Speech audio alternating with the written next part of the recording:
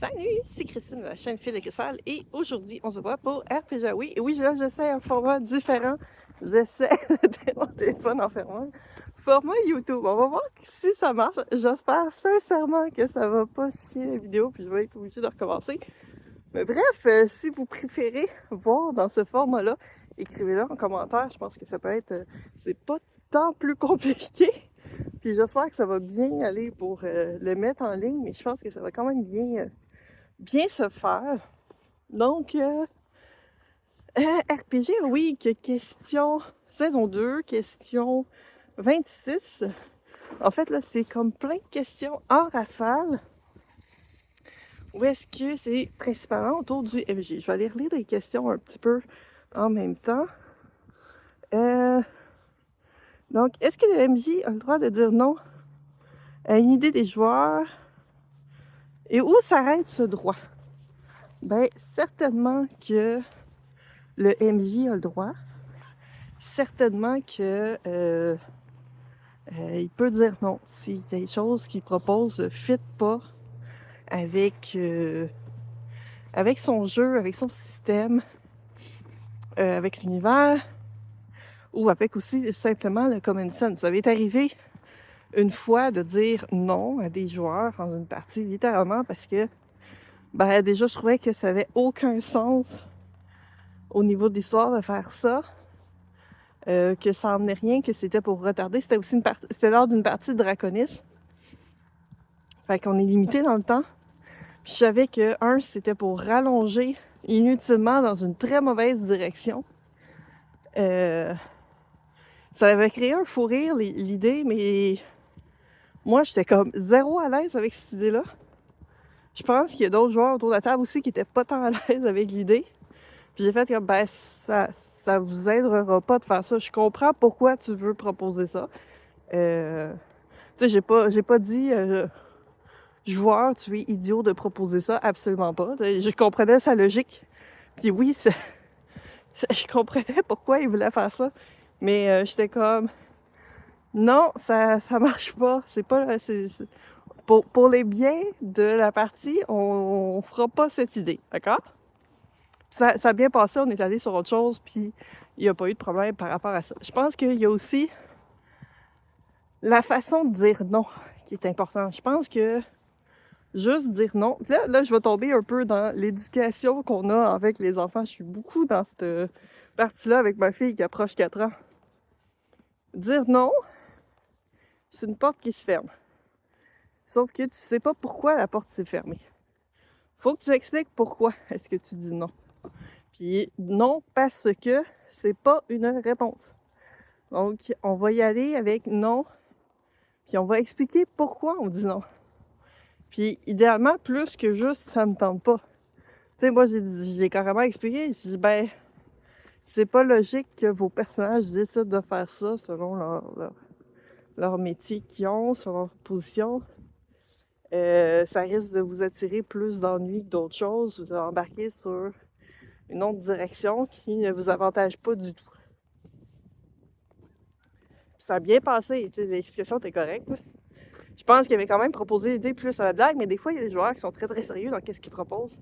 Donc, toujours faire attention. Puis, je pense que ça s'explique. Je pense que tout peut s'expliquer. Un non s'explique très bien, au même titre qu'un oui s'explique très bien. Tu sais, des fois, les joueurs vont proposer une idée que le maître de jeu s'attend zéro pin bar. Puis le maître de jeu va faire comme, ah ben oui, c'est logique, je n'avais pas pensé à ça, mais ça a beaucoup de sens, on va y aller avec ça. Mais dans l'optique du non, c'est le même principe. Ça se peut que tes joueurs t'arrivent avec une optique que tu n'avais pas pensé, mais que c'est normal, tu n'y avais pas pensé, parce que ça ne fit pas avec soit les convictions aussi du groupe, ça peut être plein d'idées, ça peut être aussi parce que ça s'enligne vers quelque chose de aucun rapport, tu sais.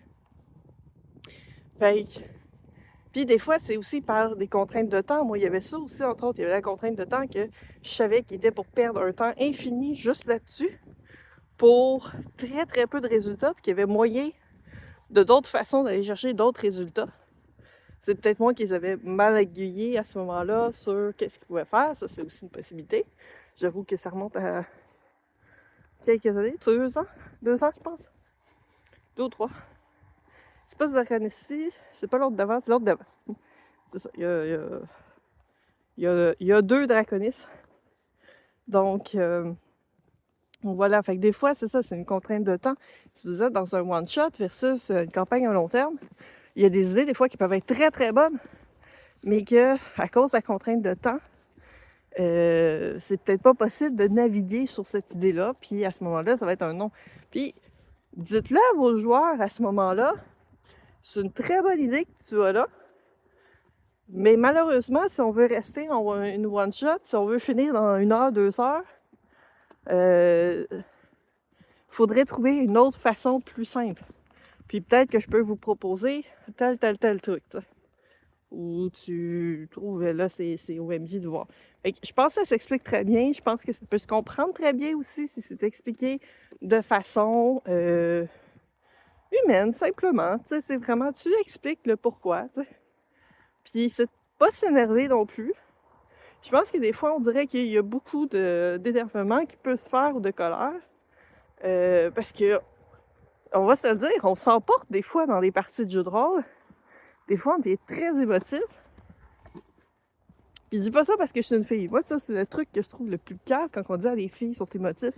Je m'excuse, les gars sont fichtrement émotifs aussi. T'as juste à les voir quand ils regardent une partie de hockey. Viens pas me faire croire que c'est pas émotif, un gars.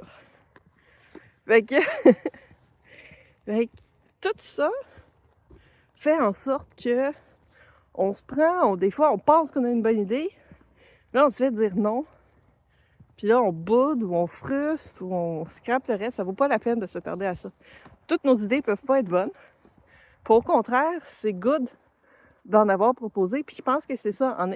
Si le maître de jeu explique le pourquoi que c'est un non, ben ça va faire en sorte que les joueurs vont continuer à vouloir proposer des idées.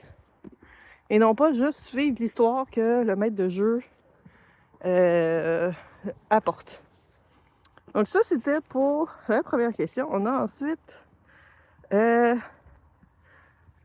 où s'arrête ce droit? Ben dans le fond, à partir du moment que tu dis pas non à chaque chose que tes joueurs disent, il y a ça aussi. Là. Ou sinon, c'est parce que tu as vraiment un gros problème avec tes joueurs s'ils proposent juste des trucs qui n'ont pas de sens. C'est peut-être mieux de changer de groupe à ce moment-là. Le maître de jeu a-t-il le droit de garder pour lui des secrets sur l'univers ou c'est les PNJ? Absolument! Mais absolument! De toute façon, il serait probablement impossible de tout dévoiler parce qu'il y a vraiment des choses que le maître de jeu découvre lui-même sur son univers et sur ses PNJ au fur et à mesure de la partie. Surtout si c'est une campagne à long terme ou même à court terme, il y a des choses qui vont se développer, il y a des idées qui vont popper. Il n'est pas obligé de tout dévoiler à tous les joueurs non plus. Ça se peut qu'il y ait des choses qui soient dévoilées juste à certains joueurs, selon le contexte, dépendamment si les joueurs sont là ou pas. Ou si ça dépend de l'origine du joueur ou de son métier ou quoi que ce soit. Ensuite, il y a des choses que, ben, pour créer un effet de plot twist plus tard, ça peut être hyper intéressant justement de pas tout dévoiler. Je pense quand même qu'il faut qu'il y ait un minimum qui soit dévoilé aux joueurs. Dans le sens que tu peux pas juste arriver à un personnage comme ça que « Ah, c'est lui le gros méchant » après 10 sessions de jeu, puis jamais personne n'en a entendu parler, qu'il n'y a jamais eu de hint nulle part. Je dis pas qu'il doit être présent à chaque partie, mais si tu n'as jamais entendu parler qu'il y avait un roi, que vous étiez dans un royaume, puis vous pensez juste que la merde se passe parce qu'il y a des créatures qui arrivent, puis finalement, plot twist, c'est le roi qui contrôle ces créatures. C'est comme, il y avait un roi. Là, je pense qu'il y a un problème scénaristique au niveau de l'histoire puis du contexte. Donc ça, c'est une des choses. Je pense que certains secrets qui doivent être dévoilés au compte-gouttes, au fur et à mesure. Ça, c'est aussi une bonne façon quand tu écris un livre, un roman. C'est les genres de choses que tu dis « Ah, je le savais! » parce que justement, tu avais eu les indices au fur et à mesure de l'histoire.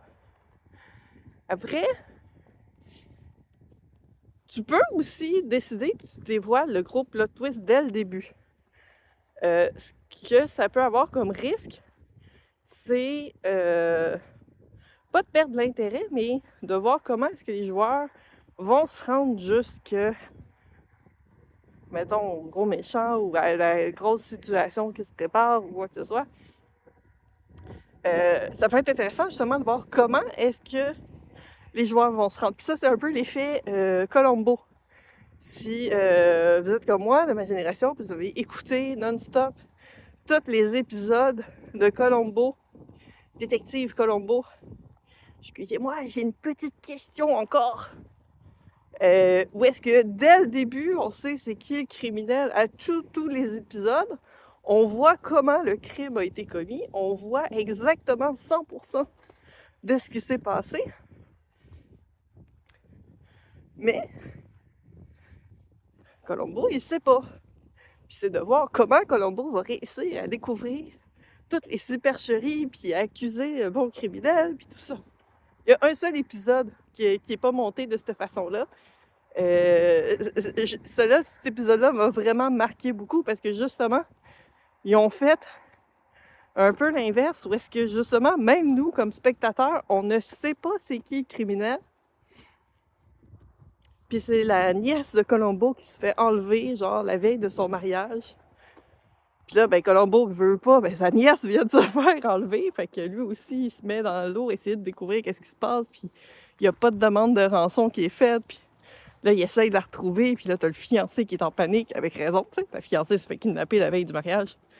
Fait que, ouais, cet épisode-là m'avait marqué parce que justement, on découvre, nous aussi, au fur et à mesure, c'est qui a kidnappé sa nièce, puis pourquoi il l'a fait, puis tout ça. Fait que, tu sais, on le découvre un peu plus vite que Colombo, mais ça reste quand même de suspense parce que il va vouloir la tuer pareil, puis tu veux pas qu'il tue la nièce de Colombo. Enfin bref, là, je suis partie sur une autre affaire, mais à quel point où est-ce que tu peux dévoiler dès le début tout le gros de l'intrigue, puis faire comme, ben démerdez-vous pour réussir de façon logique. Puis là, c'est ça, c'est les joueurs, ils savent c'est quoi la problématique, le monstre, le big bad, le méchant, whatever.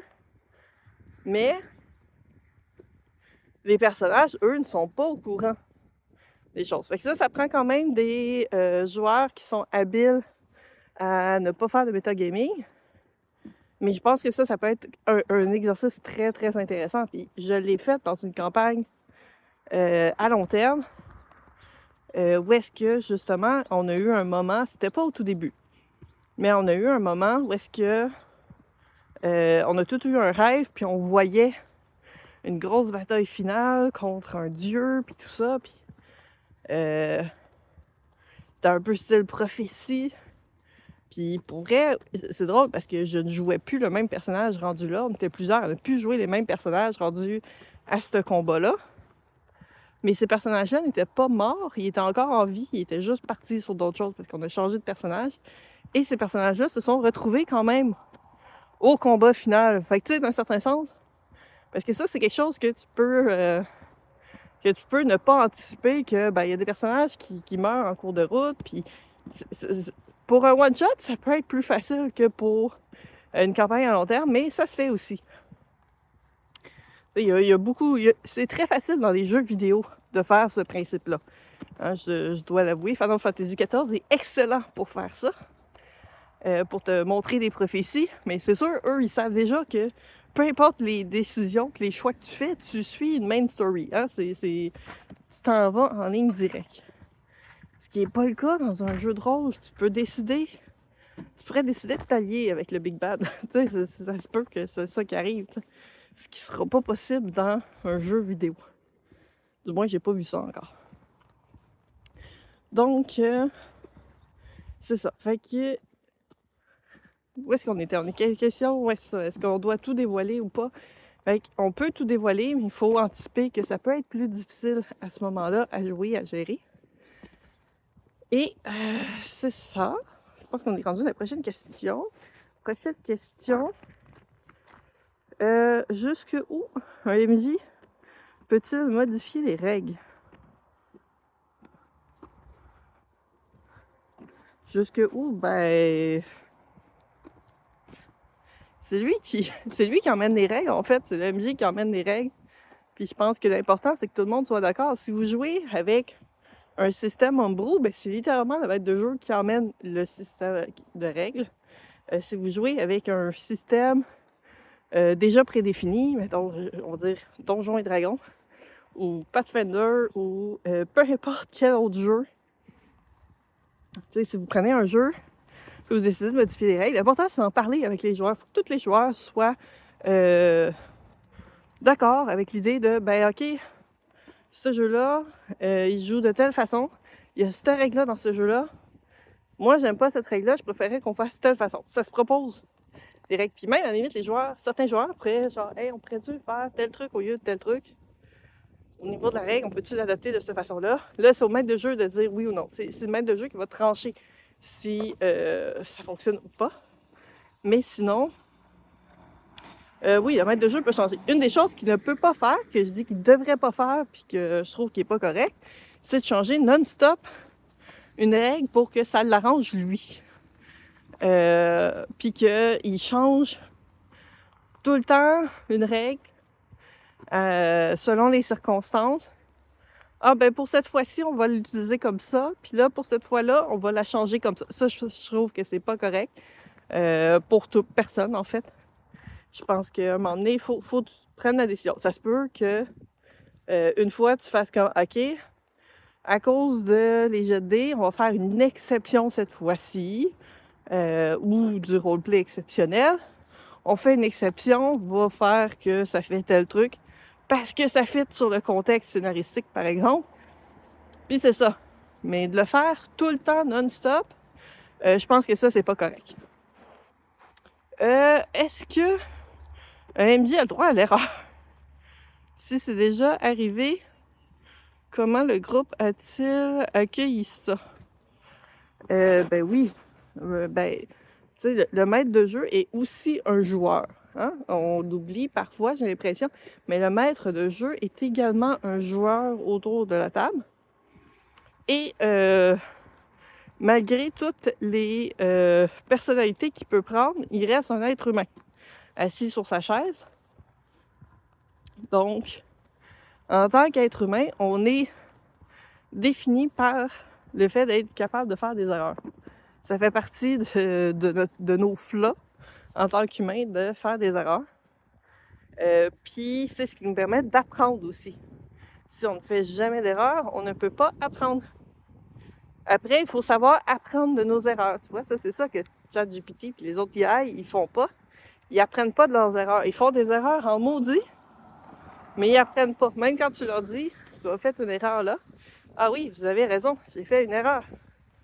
Ok, refais-moi tel truc. Et puis ils vont refaire la même erreur. Fait que, comme quoi, est-ce que c'est ça, l'être humain a la capacité d'apprendre de ses erreurs, de réfléchir par rapport à ses apprentissages. C'est comme ça qu'on apprend. Donc, je pense que ça serait extrêmement étonnant de ne jamais faire d'erreur, que ce soit en tant qu'MJ, en tant que joueur, quoi que ce soit. Puis, je pense que le plus simple, c'est faire que, ah, ben oui, si tes joueurs te le font remarquer, je pense que c'est bien correct de juste faire comme, ben oui, j'ai fait une erreur, j'en suis désolée. Tu sais, si c'est quelque chose qui date de plusieurs, mettons, une erreur de règles ou quoi que ce soit qui change pas grand-chose, au final, ben juste faire comme, ben oui, je m'excuse, on a fait une erreur, on va appliquer cette règle-là de cette façon maintenant, à partir de maintenant. Si c'est quelque chose, mettons, il a mal fait un calcul, vous auriez dû recevoir plus d'or ou d'XP ou d'un objet ou un secret ou quoi que ce soit.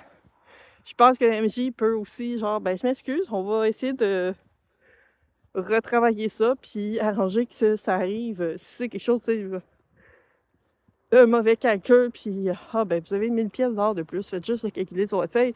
Ou un secret, ben vous recevez une information d'un NPC pendant la partie, puis voilà. Je pense que ça s'adapte très facilement. Après, c'est le MJ lui-même qui s'en rend compte. Je pense que c'est ça. C'est juste de rester genre simple et de dire, ben je m'excuse, j'ai oublié tel truc. Ça, c'est le genre de choses qui m'est arrivé des fois, de faire comme, man, j'ai oublié telle chose. Des fois, je le dis pas nécessairement. Ça dépend aussi. Si c'est quelque chose par rapport au scénario que vous avez oublié de donner l'information. Moi, c'est le genre de choses que je suis comme, merde, ils n'ont pas réussi à avoir cette information-là. J'ai complètement oublié. Ils sont rendus plus loin, mais il faudrait là qu'ils l'aient l'info. Je m'arrange pour soit qu'il y ait un NPC, soit je regarde le joueur, je suis comme, hey, t'as une illumination soudaine. Tu viens de penser à tel truc que t'as vu. Puis ça te fait penser à telle chose. Puis voilà, on rembarque là-dessus, puis c'est pas plus... Tu sais, je pense pas qu'il y ait des erreurs extrêmement graves qui peuvent se passer dans le jeu de rôle. Il n'y a pas de question de vie ou de mort des joueurs, du moins. Le personnage, c'est une autre chose. Mais tu sais, c'est sûr que si il y a des erreurs qui peuvent être plus bénignes ou plus graves que d'autres, je pense que c'est juste de se parler, puis... Tu sais, comme je dis, dans à peu près 99% de mes vidéos, la communication est le truc le plus primordial autour de la table. Je pense que c'est juste important que tout le monde s'entende bien ensemble. Puis, c'est ça. C'est de faire attention, puis de faire en sorte que tout aille bien. Mais on n'est pas à l'abri des erreurs. On est des êtres humains. On n'aura pas de partie 100% parfaite, sans un accro, sans qu'on oublie quelque chose. Puis, c'est pas grave. Je pense que ça fait partie. Bon, j'ai fait un petit accrochage de boutons, ça l'a comme coupé. Donc, on va faire un mini-montage pour avoir les deux sections de vidéo ensemble. Donc, dernière question, c'est avez-vous déjà eu besoin de dire stop ou de faire une pause en tant que maître de jeu dans votre partie? Est-ce que ça m'est déjà arrivé? Ben, pour faire des pauses pipi, oui. Je pense que c'est important. Ça m'est déjà arrivé, c'est les joueurs qui m'ont dit on peut-tu prendre une pause? Puis j'étais comme ben oui, on va faire un stop maintenant, puis allez-y, là, allez chercher à boire, parce que ça, c'est quelque chose que je dis, on boit pas assez, c'est toujours important. On parle beaucoup dans une partie de jeu de rôle, même si c'est pas une partie qui est très axée roleplay, on va parler beaucoup, juste pour décrire qu'est-ce que notre personnage va faire. Donc, toujours important d'avoir beaucoup d'eau. Pour s'hydrater, parce que oui, il y en a qui sont très friands de boire de la bière pendant une partie, mais ça déshydrate. C'est un peu contre-productif. C'est important d'avoir ton verre d'eau aussi avec. Donc, puis ben, si tu veux grignoter ou quoi que ce soit, ça dépend des parties, comment ils sont longues. Moi, j'aime bien avoir des petites grignotines pendant une partie. Donc, c'est ça. Sinon, de faire pause parce que je suis perdue au niveau de l'histoire, quoi que ce soit, ça m'est pas arrivé. Faut dire que l'histoire que je fais un seul scénario, puis ça fait plusieurs fois que je run le même scénario. Il faudrait que j'essaie de faire un autre scénario. J'en ai au moins 2 autres. Donc, c'est ça. Fait que ça fait... Quelquefois, j'ai pas eu besoin de dire OK, il faut que je fasse pause parce que mes joueurs m'ont posé une colle, même dès le début. Parce que le scénario est quand même assez monté, puis il est fait assez libre qu'ils peuvent s'en aller dans différentes directions. Fait que des fois, quand ils sont en train de se réfléchir entre eux autres, c'est quelle action qu'ils vont faire. Moi, je peux facilement me préparer selon OK, ils ont déjà fait telle option puis telle option, il leur reste telle chose puis telle chose à les faire. Fait que je sais où est-ce qu'ils s'en vont. Fait que pour ça, ça va. Fait que ça m'est pas tant arrivé, mais pour vrai, ça me dérangerait pas. J'ai pas le sentiment que c'est arrivé non plus dans mes parties en tant que joueuse. Autre que justement des arrêts genre OK, ben là, c'est le moment de manger ou faut faire une pause pipi. Ou moi-même, j'ai déjà dit il faudrait que j'aille aux toilettes. Puis il y a des fois, la partie se continuait, ben c'était pas si grave que ça qu'une personne ait besoin d'aller aux toilettes. Puis c'était pas majeur que ces personnages-là soient présents pour les 5 minutes d'arrêt de pipi. Mais souvent, ça fait un effet de vague du genre « Ah, moi, j'ai envie de pipi. Ah, moi, j'ai envie de manger. Ah, moi, j'ai besoin de boire de l'eau. Moi, j'ai besoin de ci. Moi, j'ai besoin de ça. » Fait que c'était pas si pire. J'allais au dépanneur. Ça, on faisait ça dans les parties du samedi, des fois. Généralement, on y allait avant le début de la partie, mais ça arrivait des fois qu'il nous manquait quelque chose. On s'était rendu compte qu'il manquait tel truc ou finalement, on a vu que quelqu'un d'autre avait emmené un sac de chips, puis on était comme « Ah, ça aurait été bon cette saveur-là », puis on va le chercher parce que le dépanneur était littéralement 100 mètres. Fait que c'était pas si loin. Fait que pendant une pause pipi, là, je vais aller chercher, je m'en vais au dépanneur. Ça avait un gros avantage. Fait que c'est ça, j'ai pas tant l'impression. Par contre, je pense pas que ça me dérangerait, genre, qu'un maître de jeu fasse comme, OK, là, vous venez de me poser une colle. Je sais pas trop comment rebondir là-dessus parce que j'avais pas anticipé ça. Prenez quelques minutes, puis allez, parlez entre vous autres, faites du roleplay, whatever. Puis let's go. Fait que ça, je pense que c'est pas grave. Parce que ça revient un peu au fait de... on est des humains. Pas un principe d'erreur, mais on est tous des êtres humains. Puis oui, il y a certaines personnes qui ont des capacités d'improvisation qui sont vraiment très bonnes, mais à un moment donné, t'as une limite aussi à ce que t'es capable d'improviser. Puis il y en a qui ont moins cette capacité-là, c'est mon cas. Donc oui, c'est probablement que si quelqu'un poserait une colle énorme, puis que je saurais pas comment rebondir, probablement que j'aurais besoin de 2-3 minutes, j'irais me chercher, j'ai des dés pour m'aider à créer des NPC aux différentes situations. J'ai des dés pour... dans le fond, c'est un peu plus basé sur du médiéval fantastique, mais ça peut aussi aider pour d'autres choses, c'est mettons l'alignement par exemple, ou j'ai des classes, des armes, des choses comme ça. J'ai aussi beaucoup de cartes, style format carte tarot, mais aussi de format carte à jouer régulière, qui sont des aides, que ce soit, mettons, j'ai besoin de leur créer des quêtes parce que sont dans un village, puis ils cherchent des XP, puis quoi que ce soit. J'ai énormément d'aide pour ça, et ça, peu importe le type de système, parce que j'ai des paquets qui sont spécifiques médiéval fantastique, bien entendu, mais j'en ai qui sont pour du style Lovecraft, j'en ai pour du style sci-fi, pour du post-apo. C'est une magnifique petite boîte, elle est vraiment belle, cette boîte-là. J'ai acheté beaucoup de trucs, de guides, puis d'outils pour maître de jeu, surtout pour m'aider pour écrire des histoires.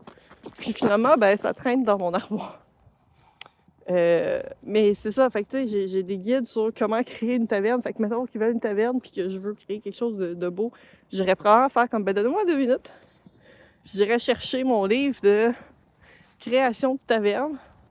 Puis là, selon des tables, je peux rouler des tables pour avoir des NPC, puis des choses comme ça. Fait que peut-être que faire des parties plus longues, puis d'un autre système que celui que je joue en ce moment, parce que là, pour l'instant, j'ai pas tant besoin de ça. Peut-être ça pourrait arriver. Que j'ai pas anticipé qu'il se rende dans un certain lieu, puis qu'il faut que je le crée sur le spot. Ma capacité de création, je serais très bonne pour la première fois qu'ils vont d'une taverne, mais ça serait un peu comme dans les jeux vidéo où est-ce que tous les villages qui vont, c'est toujours la même taverne avec exactement le même tavernier, c'est juste que sa chemise est rouge au lieu d'être verte. Genre, mais il y a la même face, le même comportement, la même femme, tout pareil. Puis on aurait des noms très similaires, du genre... ouais, c'est bon, je pense. Robert, Roger, Réal. Puis là, un moment donné, je serais comme, OK, je sais plus comment la trouver. Il va y avoir Gaétan, parce que là, un moment donné, je changerais de lettre. Puis là, on aurait après ça Gaston, puis Gaspard. Puis ça serait ça. C'est ça, ça serait mon inspiration de... Non, ça peut être très, très drôle. Là, je suis en train de me dire, il me semble que créer ce genre d'univers-là commence à me tenter beaucoup. Un univers à la jeu de rôle ou à la jeu vidéo. Où est-ce que tous les villages sont identiques. Il y a 3 grosseurs de villages. T'as le petit village, t'as le moyen village, puis t'as genre la capitale qui est beaucoup plus grosse. Mais t'as toujours la même taverne, la même... les mêmes bâtisses que tu retrouves partout. La même commande de village.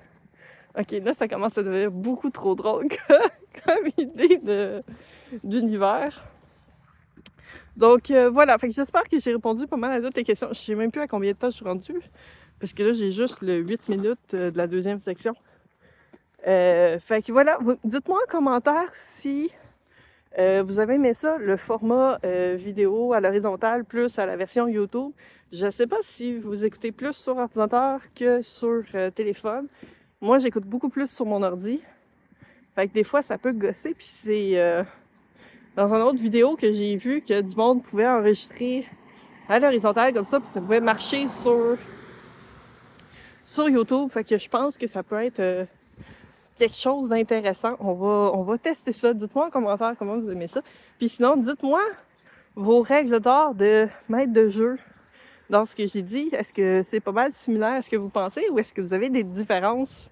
Je suis très curieuse d'entendre ça. Donc, écrivez ça en commentaire en bas. Je vous dis à la prochaine. Des bisous. Et on se voit dans une prochaine vidéo. Bye bye!